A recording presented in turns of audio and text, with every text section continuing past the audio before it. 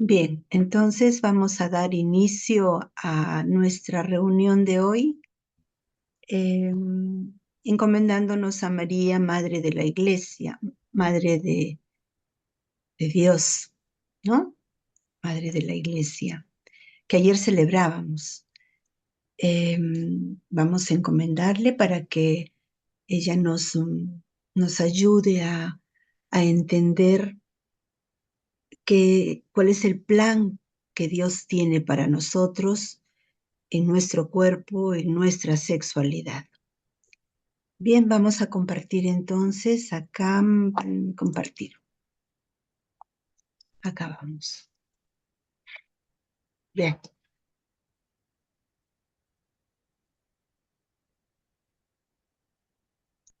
Bien, vamos entonces a continuar con este curso de bioética y moral familiar. El tema que hoy nos convoca es la clase 5 sobre la transmisión de la vida y la paternidad responsable. Vamos a empezar esta clase señalando que no son temas fáciles de tratar, ¿no? Ya lo habíamos dicho en la clase anterior. Estos temas no son fáciles de tratar porque, en primer lugar, son un poco desconocidos para nosotros. Son documentos que no se les ha hecho mucha propaganda, los que vamos a ver hoy, y, y vivimos bombardeados por un mundo, por una sociedad que busca que nos alejemos de ese plan que Dios tiene para cada uno de nosotros, ¿no? Entonces, bueno, vamos a intentar entender, vamos a intentar estar abiertos a lo que se nos dice y, y bien, vamos entonces a empezar. Para esta clase vamos a hacer una reflexión sobre esta encíclica tan importante, Humane Vitae. Humane Vitae, que fue dada en 1968, específicamente el 25 de julio de 1968, por el Papa Pablo VI. Un papa valiente, No sé. valiente, muy valiente. Entonces, es uno de los documentos más discutidos y significativos de la Iglesia Católica moderna. Muchos no lo conocemos así ampliamente, pero vamos a tratar un poquito hoy. Luego vamos a ver también lo que nos dice la teología del cuerpo, que ya lo habíamos venido diciendo, son catequesis que San Juan Pablo II dio a lo largo de su pontificado entre el 79 y el 84 sobre temas como el amor, la sexualidad y el matrimonio, y un poco para refrendar todo lo que se decía en la Humane Vitae, ¿ya? Están muy conectadas. Luego tenemos el Catecismo de la Iglesia Católica, que también tenemos que verlo, eh, porque es importante para nosotros. Nosotros somos católicos, pertenecemos a una iglesia y necesitamos saber qué es lo que nos dice la iglesia sobre algunos aspectos de la vida, ¿no? Cómo nos va enseñando, cómo portarnos, cómo actuar en determinadas circunstancias de la vida. No Bien, entendí yo. el catecismo está... Perfecto. ¿Perdón? ¿Alguien me quería decir algo? ¿No? Bien, seguimos entonces. Vamos a analizar entonces la encíclica Humane Vitae, así en lo que podamos en este tiempo. Entonces habíamos dicho ya que es una encíclica dada por Pablo VI en el 68, ¿no? En 1968. Ahora, ¿cuál era el contexto que se vivía en esa época? ¿Qué era lo que pasaba en esa época? Era una época de cambios. de muchos cambios y fuertes cambios, ¿no? Se vivía la revolución sexual y ese mayo famoso de 1968.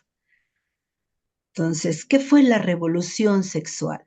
La revolución sexual fue un movimiento que trajo muchos y profundos cambios sociales y culturales que se dio más o menos entre el año 50, entre la década de los 50, a fines de los 50, hasta los años 70, ¿no?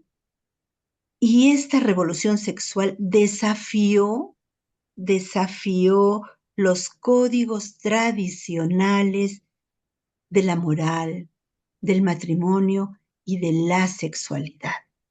¿Mm?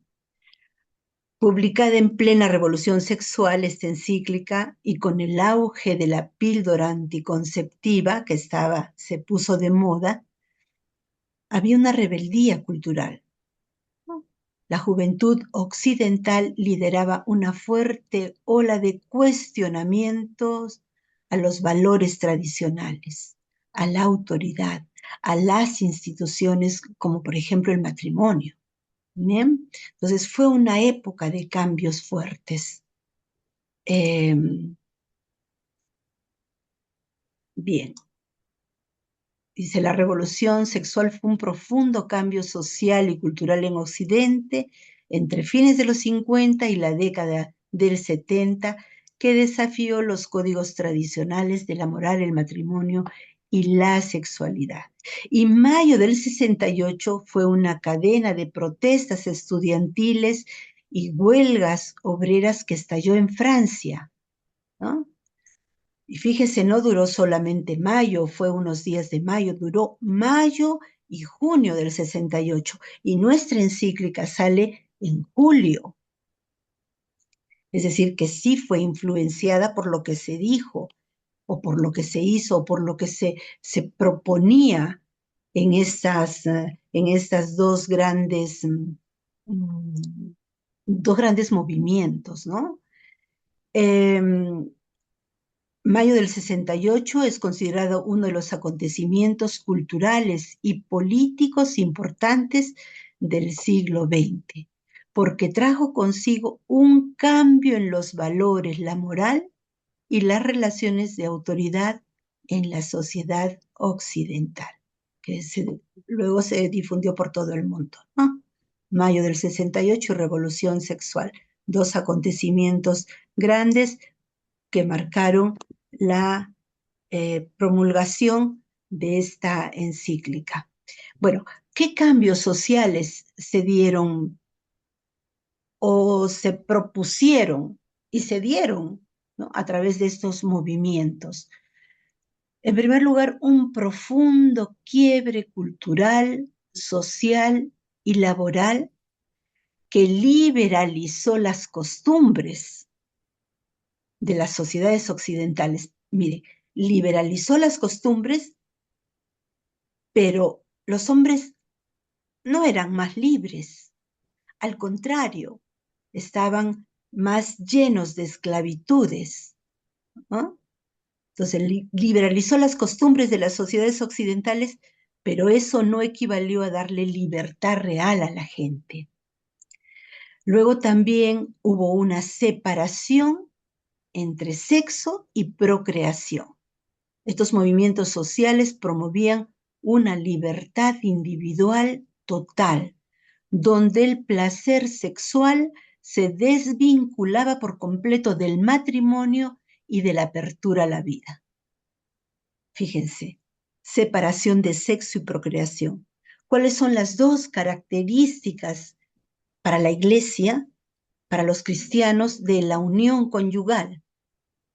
La característica de ser unitivo, ¿no? Es decir, la entrega de uno mismo, el don total, esa capacidad de darse en esa unión. Y lo otro es la procreación. Son las dos características, la unitiva y la procreación. Y la procreación es estar abierto a la vida. Bueno, hubo una separación de esto. los movimientos sociales promovían esa libertad total, ¿no? Placer sexual solamente, sin complicaciones. Luego hubo la secularización de la familia y el divorcio. Es decir, se fue alejando a la familia de los valores de la iglesia, ¿no? Se volvió más laica, ¿no? Y se promovió el divorcio. Pérdida del modelo tradicional de familia, mamá, papá, hijos. Ya no importaba eso. La estructura familiar nuclear y patriarcal perdió su carácter de norma incuestionable. Y luego las leyes civiles, que se aceleró la aprobación de leyes que facilitaban el divorcio. ¿Bien? Bueno, esos fueron unos de los cambios. Luego aparición del anticonceptivo oral, ¿no? A inicios de la década de 1960 se comercializó masivamente la píldora anticonceptiva hormonal artificial, ¿no? Entonces había ya un cambio de percepción. Al no ser un método de barrera esta píldora, la píldora se percibía como un avance médico higiénico y no como una alteración directa del acto sexual, ¿no?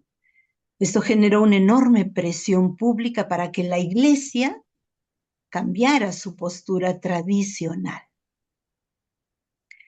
Luego había un temor a la sobrepoblación mundial, ¿no? El rápido crecimiento de la población global en la posguerra despertó miedos a crisis alimentarias y pobreza extrema. Eso justificaba entonces la aparición de este nuevo anticonceptivo, ¿no? Y se pensaba también, el Estado, los estados asumieron políticas. Los organismos internacionales y gobiernos de países desarrollados comenzaron a presionar e implementar programas masivos de control de natalidad orientados a frenar el nacimiento de personas en países en vías de desarrollo. ¿Mm? Todas estas campañas de control de la natalidad. Ahora, ¿qué pasaba con la iglesia? Pues fueron cambios que afectaban la enseñanza, los principios de la iglesia. Y había una presión muy fuerte, una presión social muy, muy fuerte para que la iglesia cambiara su postura. Se exigía que la iglesia cambie su postura. El mundo está cambiando, por lo tanto la iglesia tiene que adaptarse, ¿no? Eso se decía, y no es así. El mundo tiene que adaptarse a los valores de la iglesia porque son valores universales, son valores que permanecen en el tiempo. Y no es la iglesia la que tiene que adecuarse a los grandes cambios que hay en la sociedad, pero se quería todo lo contrario, ¿no? Entonces, ¿cuál fue la decisión de Pablo VI? Pablo VI estaba ahí mirando lo que sucedía, ¿no? Y reafirmó la doctrina clásica, priorizando la ley moral sobre las tendencias de la época. Entonces, reafirmó esa doctrina que tiene la Iglesia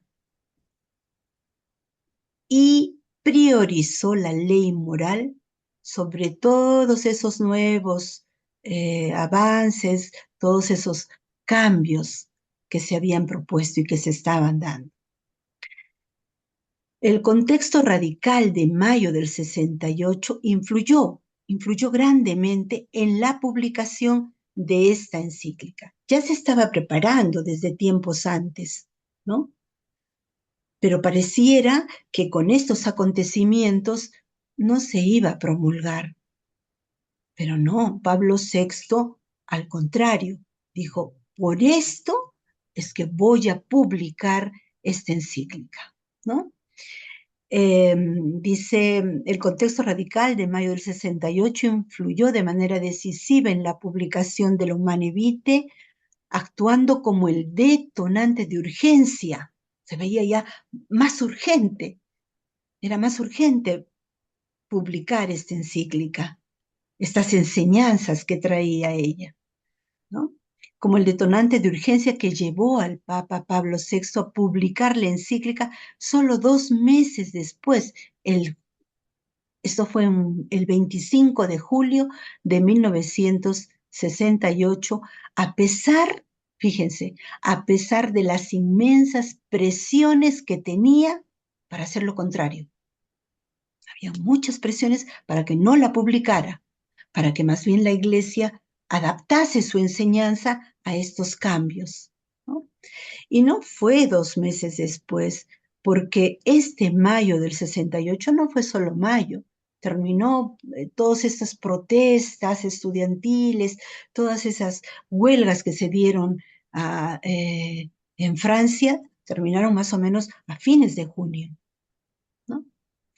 Bueno, entonces a nivel de toma de decisiones del Papa, mayo del 68 habíamos dicho, influyó en lo siguiente. Primero, él tuvo esa percepción de que había un quiebre moral total.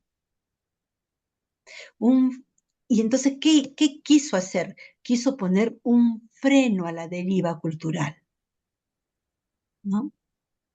Había un quiebre moral. Para Pablo VI, mayo del 68 fue la prueba palpable de que la sociedad occidental estaba perdiendo el rumbo moral y desvinculando la libertad de la responsabilidad que hemos estudiado nosotros en las clases anteriores. Libertad y responsabilidad tienen que ir necesariamente juntas, tienen que estar vinculadas para que realmente sea una verdadera libertad. Una libertad sin responsabilidad es un libertinaje nada más, ¿no? Él defendió la verdad. Las consignas, ¿cuáles eran en ese mayo del 68 y en esa revolución sexual? Era prohibido prohibir, hacer lo que uno quiera, ¿no?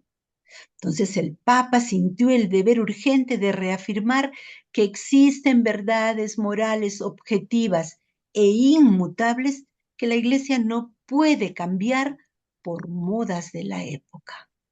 Existen valores que persisten en el tiempo.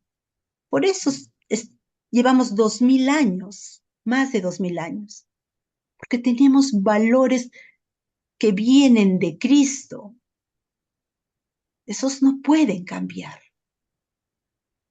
¿no? Luego, el temor a la banalización del cuerpo y de la mujer. Esto fue también un detonante para Pablo VI en publicar esta encíclica.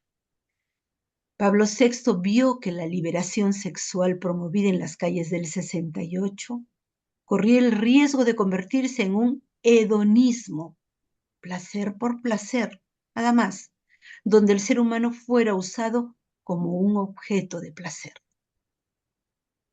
¿no? Había una pérdida de respeto. En la propia encíclica, en el número 17, el Papa alertó que el uso de anticonceptivos llevaría a que el hombre perdiera el respeto a la mujer y la considerase como un simple instrumento de goce de sus propios deseos. Luego había una urgencia también de desligarse de las políticas del Estado y ese rechazo al control demográfico. Los gobiernos occidentales usaban el clima social del 68 para justificar políticas masivas de control de la natalidad, ¿no? Tipo China, ¿no? Donde se ordenó que solamente se podría tener un solo hijo y a estos se les premiaba y si tenían más se les castigaba, ¿no? Lo que dio lugar a muchas injusticias y a muchos crímenes también. Protección a la familia. El Papa se dio cuenta de que la Iglesia era la única institución a nivel mundial capaz de poner un límite ético a la intromisión de los estados en la intimidad del matrimonio. El Estado no me puede decir cuántos hijos debo tener. En resumen, entonces, mayo del 68 convenció, en vez de disuadir, convenció a Pablo VI de que el mundo moderno no necesitaba un aplauso. Lo que estaba pasando era grave. No nos podíamos alegrar, no se podía la iglesia estar contenta por ello. Este mundo no necesitaba un aplauso, sino un freno moral. Aunque sabía que la encíclica causaría un cisma cultural, prefirió asumir el costo de la impopularidad para salvar lo que él consideraba el diseño divino del amor y de la vida humana. El diseño divino del amor y de la vida humana, que es el matrimonio.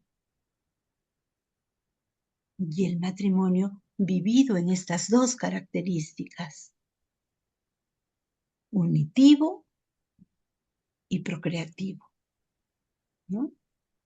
Bien. Fíjense que cuando Pablo VI publicó esta encíclica, tuvo muchísimas críticas, fuera de la iglesia y dentro de la iglesia. Y por eso aún ahora, esta encíclica no es muy conocida, no es muy estudiada. ¿Mm? Bien, pero es una encíclica valiente. Bien, vamos ahí. ¿Qué dice la Iglesia entonces respecto a los métodos anticonceptivos artificiales, esos que cuando uno va a un hospital son los primeros que hacen propaganda, ¿no? Son estos métodos. No nos hablan de los métodos naturales. Son estos métodos que se publicitan, ¿no? La Iglesia Católica responde ante los métodos anticonceptivos no naturales con un rechazo doctrinal categórico y definitivo. Rechaza los métodos anticonceptivos artificiales.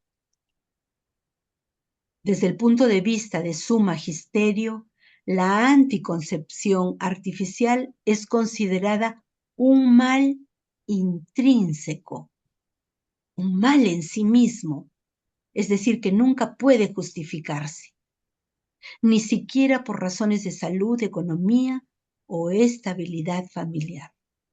Ya sé que ustedes estarán poniendo el grito en el cielo y diciendo, pero ¿cómo ahora? Como el otro día preguntó un alumno, ¿no? No se puede tener tantos hijos. No, la iglesia no nos deja a la deriva. Y vamos a ver eso más adelante. Entonces, ¿y por qué se opone?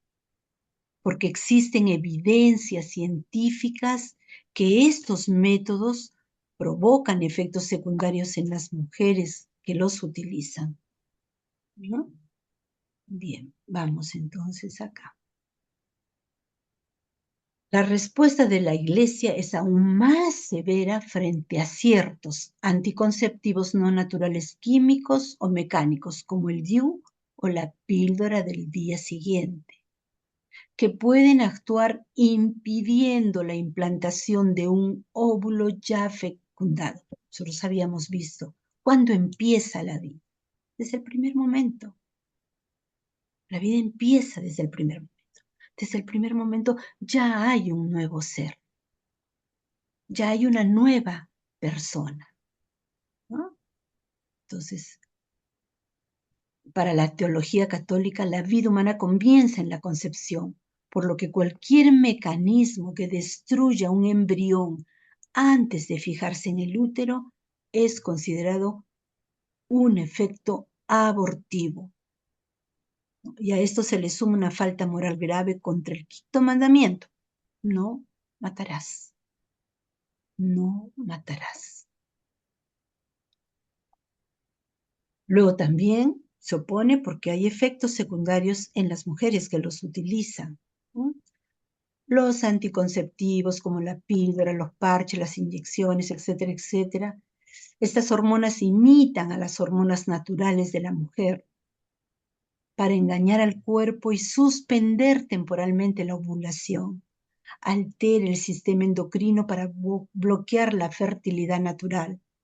Aunque la mayoría de las usuarias los toleran bien, también generan efectos secundarios negativos y alteraciones emocionales, cambios de humor, etcétera, etcétera, etcétera, etcétera. Ya vamos, si ustedes necesitan o quisieran tener un poquito más de material sobre esto, se encuentra, hay que buscarlo y pueden encontrarlo. Acá lo que nos interesa es ver las cosas más de moral, ¿no? Entonces, cosas así específicas ya las podríamos ir revisando nosotros después.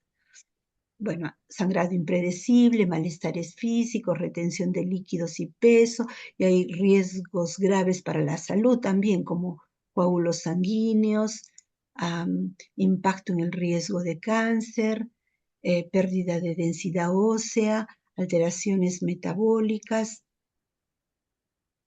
Ya, entonces son todos esos efectos secundarios que dañan a la persona, que dañan a la mujer. Ahora, bien, ¿qué nos dice entonces la encíclica Humanae Vitae?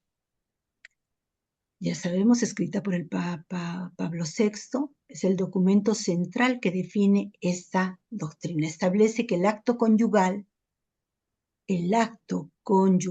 tiene dos significados que Dios diseñó y que el ser humano no puede separar por su cuenta. No podemos separar estos dos significados. El unitivo, que es la expresión del amor y la entrega mutua de los esposos, y el significado procreador, la apertura, la transmisión de la vida humana. Cuando yo utilizo un método de estos, estoy bloqueando ese significado procreador. Entonces ya el acto conyugal no tiene el verdadero significado. Yo le resto el significado. Cuando se realizan todos esos experimentos fuera del vientre de la madre, yo le estoy quitando el significado unitivo. Solamente queda el procreador. Le quito todo el significado. Entonces, lo vacío de significado, ya no hay un acto, ni siquiera hay un acto mismo. Cualquier método no natural, píldoras, preservativos, etcétera, interviene artificialmente para romper el lazo entre estos dos significados, lo que la Iglesia califica como una alteración del orden divino. Esto es lo que quiere Dios para nosotros. Dios quiere que vivamos nuestra sexualidad, ¿no? Que vivamos nuestra sexualidad en matrimonio, dándonos por completo y estando abiertos a la vida. La totalidad del don conyugal. El amor matrimonial debe ser total, fiel y exclusivo. Quien usa la anticoncepción se entrega de manera parcial, reteniendo y rechazando su propia fertilidad y la de su cónyuge. No hay una entrega total entonces. Y hay que pensar que nosotros no somos creadores, o sea, nosotros no podemos decidir crear una nueva vida, no crear una nueva vida. Somos colaboradores. El que crea es Dios. Ya lo habíamos visto. Dios nos ha pensado aún antes. Entonces, no somos creadores, somos colaboradores con el acto de creación de Dios. Los esposos participan directamente del poder creador de Dios. Al intervenir artificialmente para evitar un posible nacimiento, el ser humano se coloca en el lugar de Dios, decidiendo por cuenta propia las leyes de la transmisión de la vida. Ahora, ¿cuáles son los argumentos teológicos en la encíclica? Para responder a la mentalidad de la época, el Papa no usó argumentos solamente biológicos, sino que recurrió a la naturaleza misma del plan divino sobre el amor. ¿Cuál es el proyecto que Dios tiene para mi matrimonio? Eso es importante. El origen divino del matrimonio. El matrimonio no es fruto de la evolución o del azar social. Fue instituido por Dios, creador, con un diseño específico. Habíamos visto, ¿no? Que nos complementamos. Nuestros cuerpos mismos hablan ya de este diseño, porque nos complementamos. El hombre y la mujer se complementan corporalmente también, intelectualmente, afectivamente, se complementa, pero también a través del cuerpo, ¿no? Dice, fue instituido creador con un diseño específico, por lo tanto, el ser humano no es dueño absoluto de su sexualidad, es un administrador de ese diseño sagrado, administradores de este diseño sagrado. Y hay una conexión inseparable, ya lo hemos visto, de los dos significados del acto conyugal, ¿no? El significado unitivo, que es el de la entrega, ese amor, ese don de sí, que une a los esposos, y el significado procreativo. Estamos abiertos a la vida. Romper esta unión de forma artificial es alterar el diseño divino. ¿Cuáles son las profecías que encontramos en esta encíclica? Primero, el camino fácil hacia la infidelidad conyugal. Y lo estamos viendo. El Papa advirtió que la pérdida de límites en el uso de los anticonceptivos abriría una vía amplia y fácil para el adulterio y la ruptura de los compromisos matrimoniales. Luego, la degradación general de la moralidad.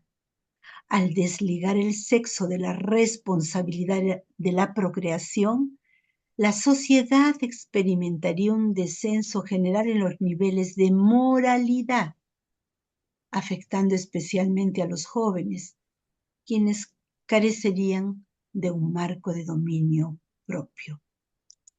Dos profecías que se están cumpliendo. Tercera profecía, la pérdida del respeto a la mujer.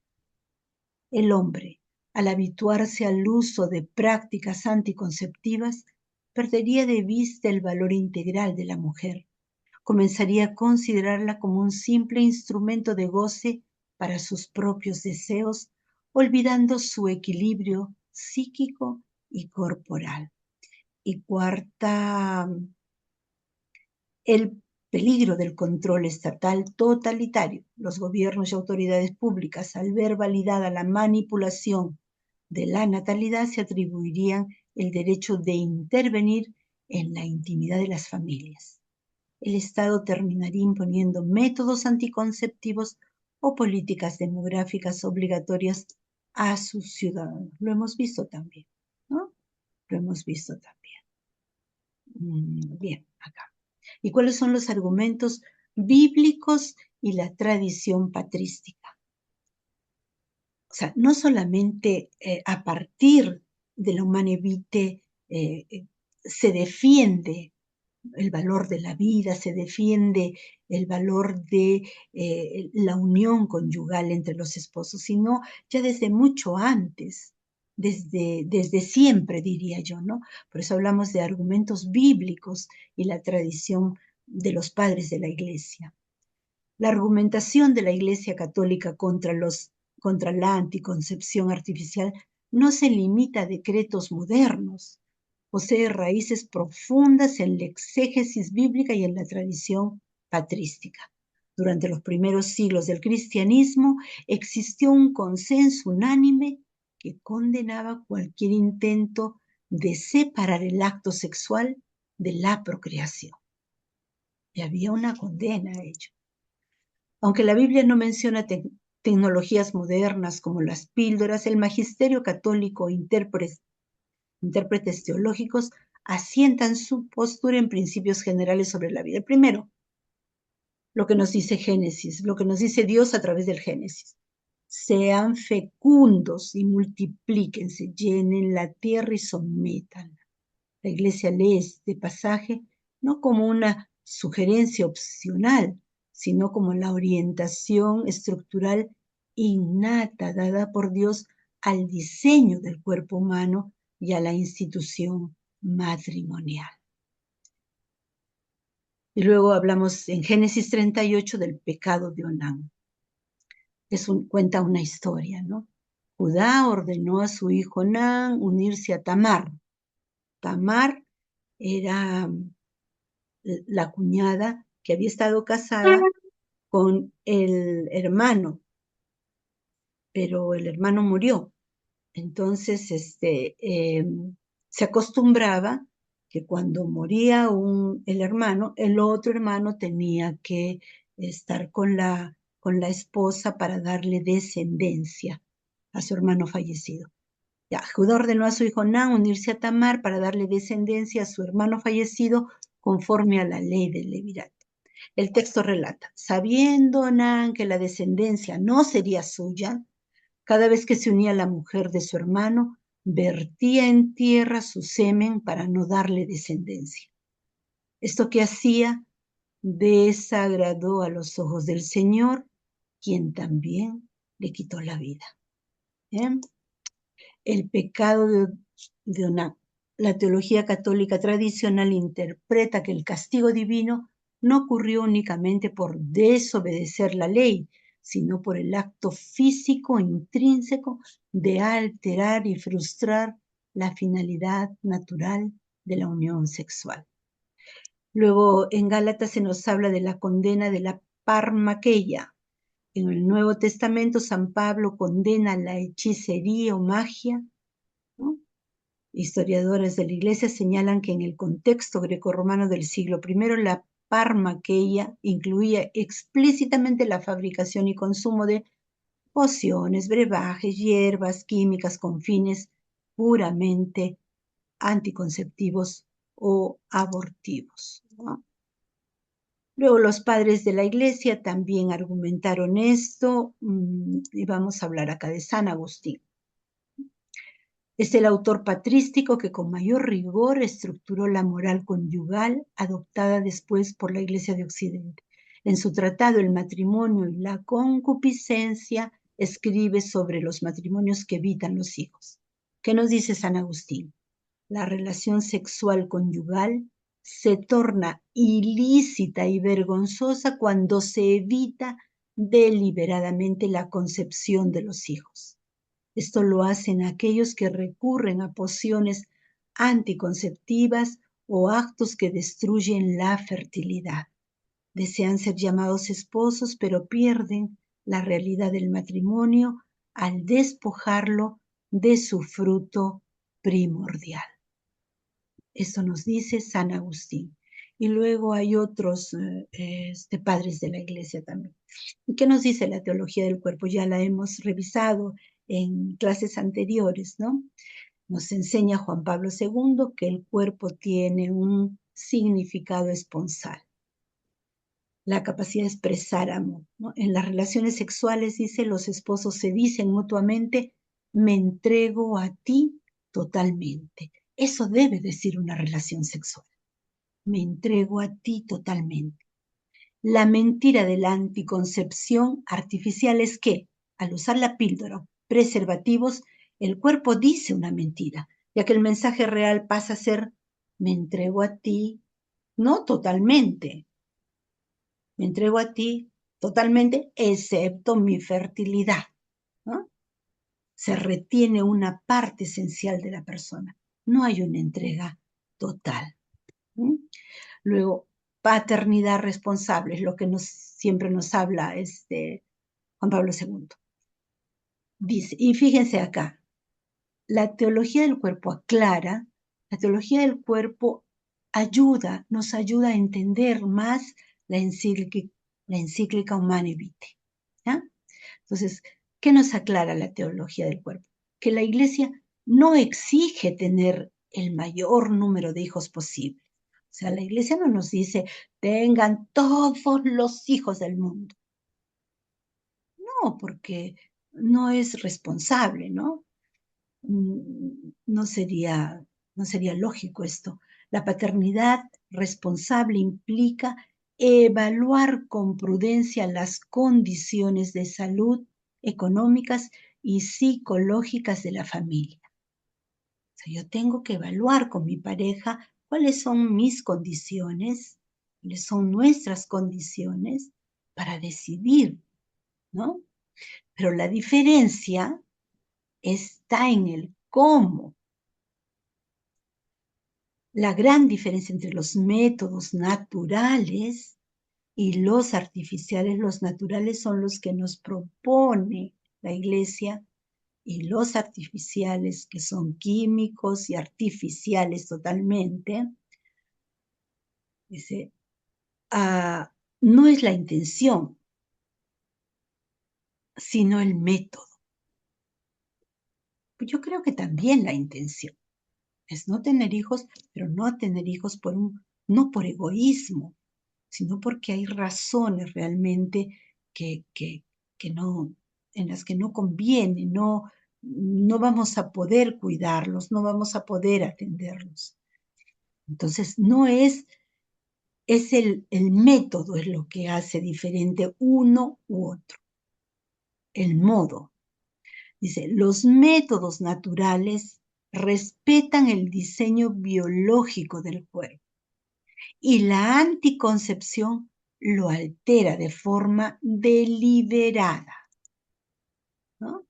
Entonces, en los métodos naturales requiere un dominio de uno mismo, requieren periodos de abstinencia sexual donde yo tengo que dominarme.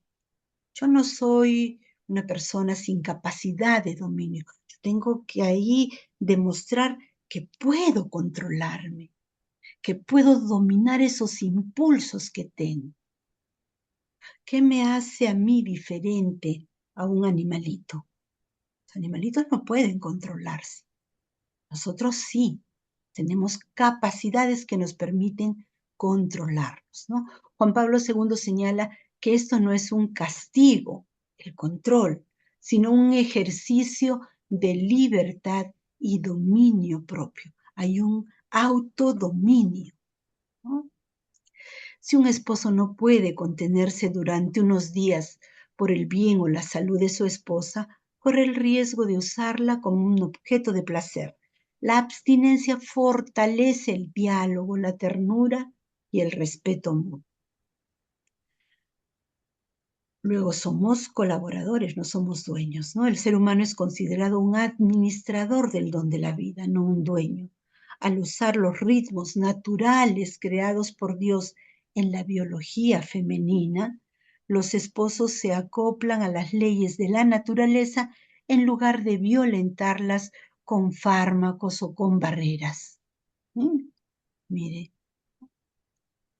al usar los ritmos naturales creados por Dios en la biología femenina. La biología femenina tiene unos ritmos naturales que debemos conocerlos. Al conocerlos, de acuerdo al diálogo, vamos comunicándonos y vamos autodominándonos también, ¿no? Bien. ¿Cuál es la planificación familiar natural? La Iglesia Católica no aprueba el uso de ningún método anticonceptivo artificial o químico, pero sí aprueba y promueve la planificación familiar natural. De acuerdo con la encíclica Humanae Vitae, las parejas casadas pueden espaciar los nacimientos por razones justificadas, ¿no?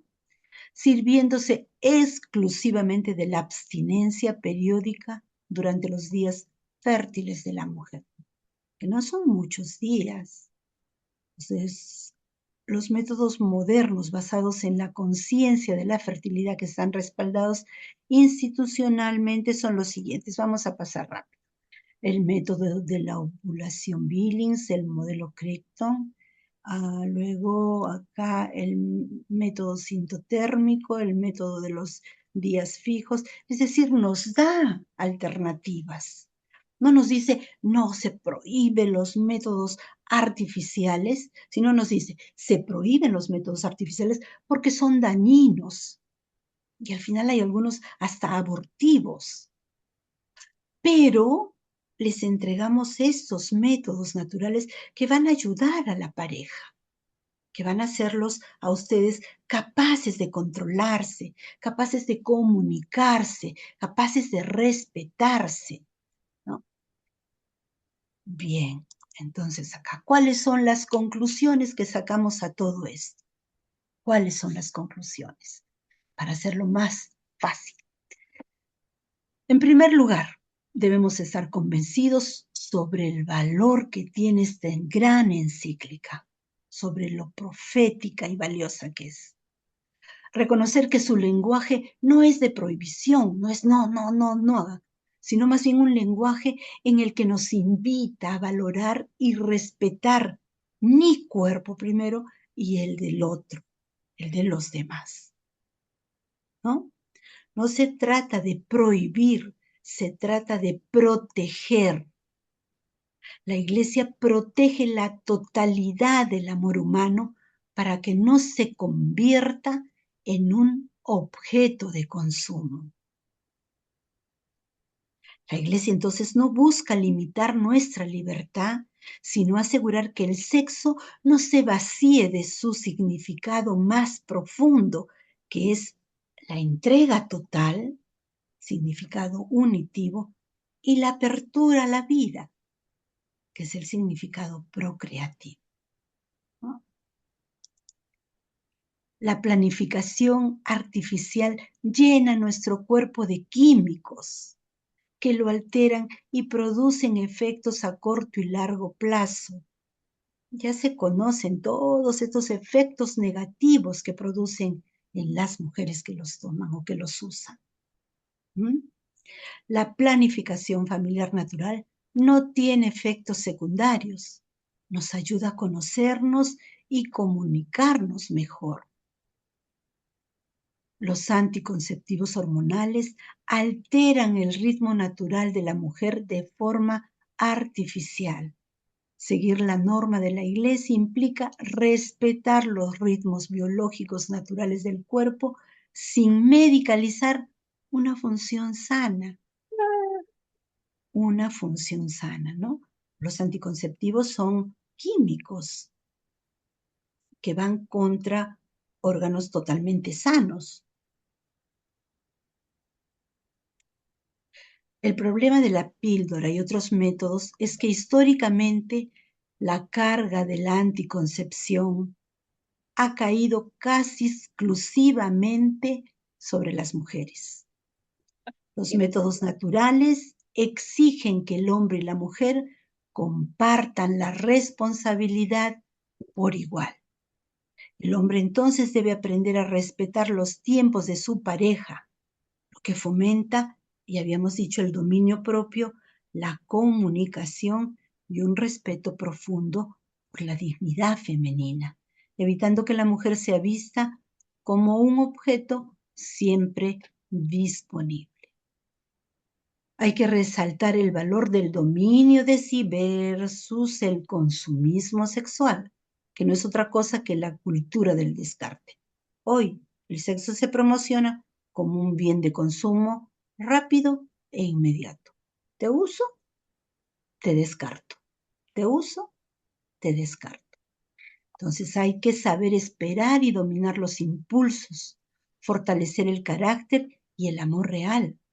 Si una pareja no puede abstenerse unos días por respeto mutuo, ¿qué pasará en el futuro ante una enfermedad, un embarazo o la distancia, la norma entrena la fidelidad a largo plazo.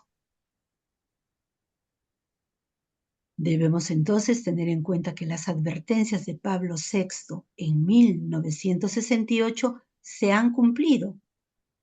Aumento de infidelidad, banalización del sexo en las redes sociales, la pornografía, la pérdida de respeto en las relaciones. ¿Será que las relaciones actuales basadas en la anticoncepción total son más felices? ¿O si por el contrario, sufren más ansiedad, desconfianza y rupturas? La propuesta de la Iglesia entonces busca blindar el matrimonio de toda esta fragilidad.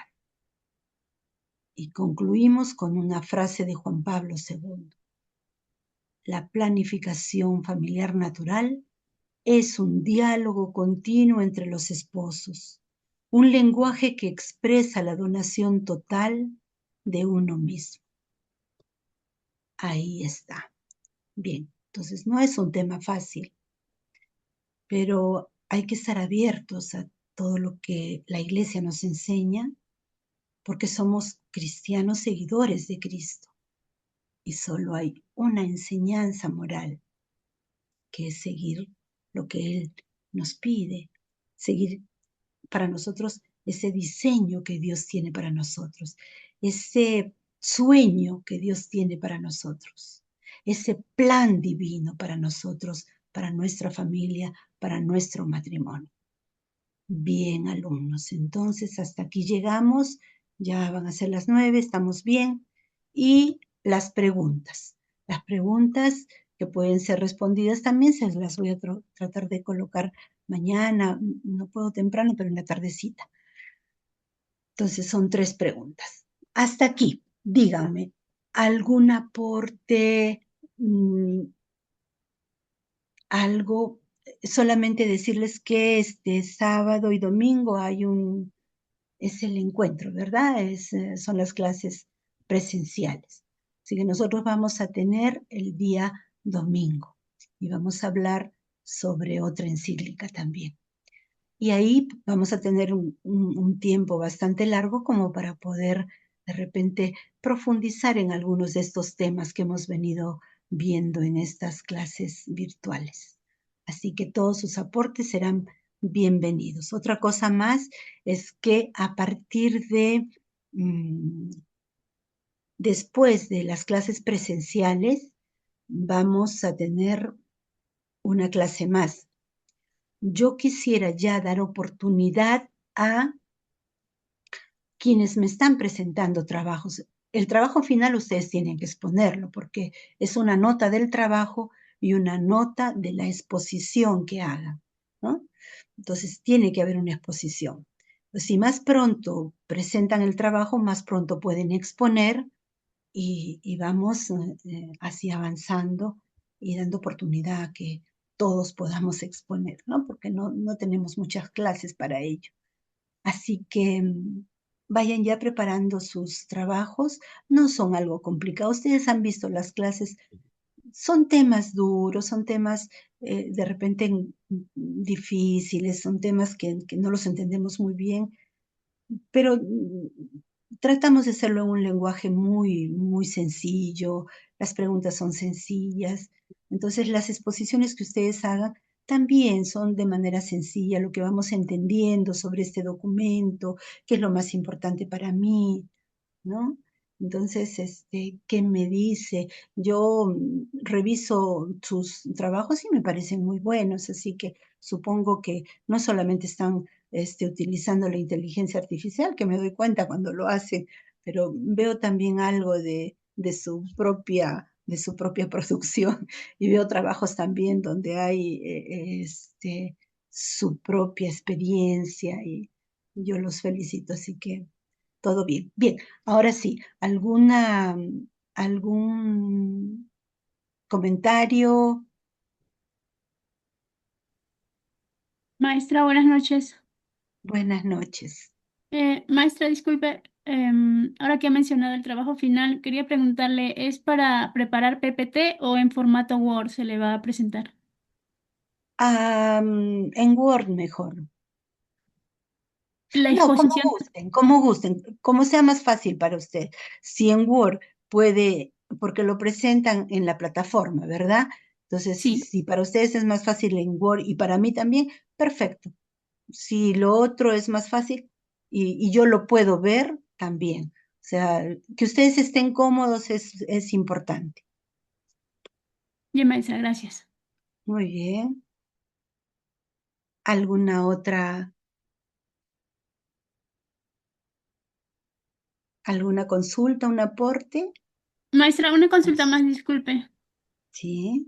Este, em, quería preguntar respecto a las esterilizaciones forzadas que se realizaron en el Perú. ¿Qué postura tenía la Iglesia Católica frente a eso? Bueno, siempre la postura de la iglesia es no a los métodos artificiales, ¿no? Esa es la postura de la iglesia, esa es la postura oficial. Ahora, eso no quiere decir que algunos cristianos estén de acuerdo, pero habría que ver si como cristianos no seguimos las enseñanzas de nuestra iglesia, qué tan cristianos somos, ¿no?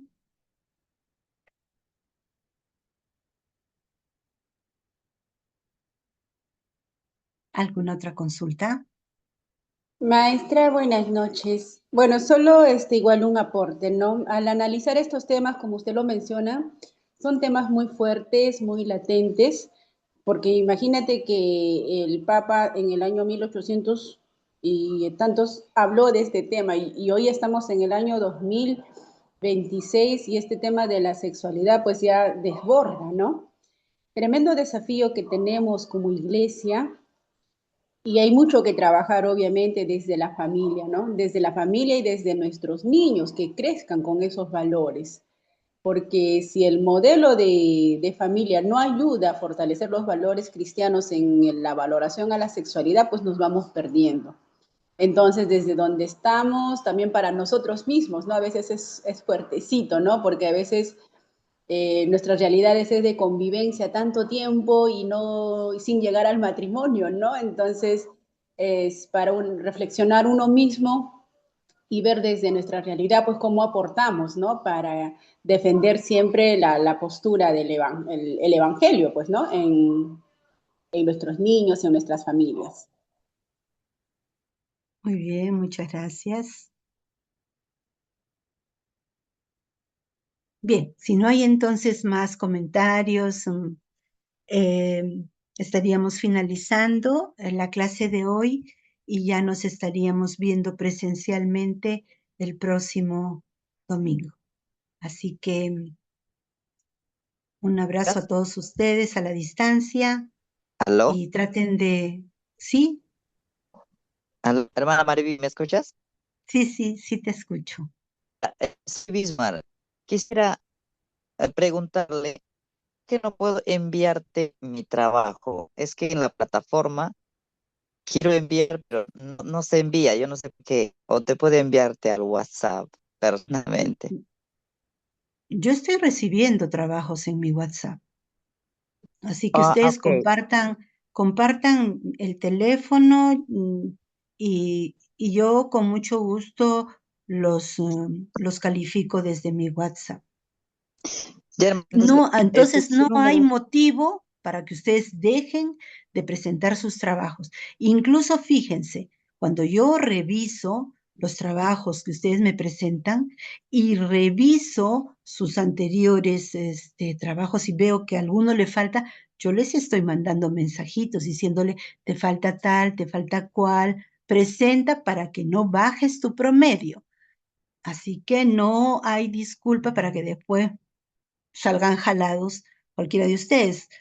No, no, no. Yo les doy todas las oportunidades para que puedan salir aprobados. Bien, pero hagan sus trabajos, pues tampoco les regalo notas, eso yo no hago. Pero sí les recibo sus trabajos y me da gusto los trabajos que presentan. Solamente les sugeriría a los que me presentan los trabajos a mano que lo hagan un poquito más legible, porque yo sufro, de verdad que sufro, descifrando sus letras. Así que, nada, hermanitos. Bien. ¿Está bien, Bismarck? Ya se me fue el Bismarck. Hermana, un favor. Buenas noches, hermana. Pasemos. Su número nos puede facilitar al chat. Se los digo así, yo la verdad es que no manejo muy bien estas cosas, pero se los digo ahorita, ¿ya? Es Ya. 98 58 48 872. Repito, 98 58 48 872. ¿Bien? No me llamen, Muchas porque no gracias, contesto. hermana. Ese es bien, Nelly. Muy bien, ese es ese. No me llamen porque no contesto llamadas llamadas que no están registradas, con números no registrados. Pero si me mandan mensajitos, sí, yo los leo, entonces sí los acepto. ¿Está bien? Está bien, hermanita. Sí, sí, sí. Muy bien. Hermanita, Sí. buenas noches. Le habla Janet de Villarrica. Hola, Hermanita, Janet. consulta. Mira, la verdad no he hecho mi tarea porque hemos estado ocupados viernes, sábado, domingo, ayer lunes, full hasta 10, 11 de la noche. En la iglesia, pero no así fuera. Ya, hermanita, no encuentro la pregunta de la clase anterior. Ahorita he hecho el descargo y ahí encuentro en la última hoja que dice pregunta. Jesús Ujú. afirma en el Sermón de la Montaña y más abajo hay más preguntas. Ese es, Esa es la esa, tarea. esa es Ya. la. Ya, hermanita, Eso, ahorita lo tengo tiempo todavía. Ya, todavía hermanita. tienes tiempo. Muy Sí, bien. ya, muchas gracias, bendiciones, muchas gracias, hermanita. Bien, con mucho gusto. Bueno, entonces hasta el domingo, alumnos. Domingo, hermanita. Adiós, adiós, que estén bien. Hasta el Adiós. domingo, buen fin de Hasta el semana. Nos domingo. encontramos el Buenas domingo. noches, hermano. Buenas noches. Hasta el domingo. Bendiciones, hermanita. Adiós. Hasta el domingo. Buenas noches, hermana. Muchas gracias. Buenas noches. Buenas noches, muchas gracias. Buenas noches. Espero sus tareas, ¿ah? Los que no han hecho tarea, espero sus tareas. No dejen que su promedio baje por no hacer sus tareas. Ya les digo, ¿está? ¿Bien? Hermanita, Bueno, buenas noches. buenas noches. Hermanita, muy interesante. Estoy aprendiendo, sigo aprendiendo. Ese es el Bendiciones, objetivo. hermanas. Bendiciones. Muy bien, gracias. Todos aprendemos. Gracias, adiós, adiós. Ahora sí salgo yo, así que muy bien, muchas gracias. Adiós, adiós, adiós. Gracias.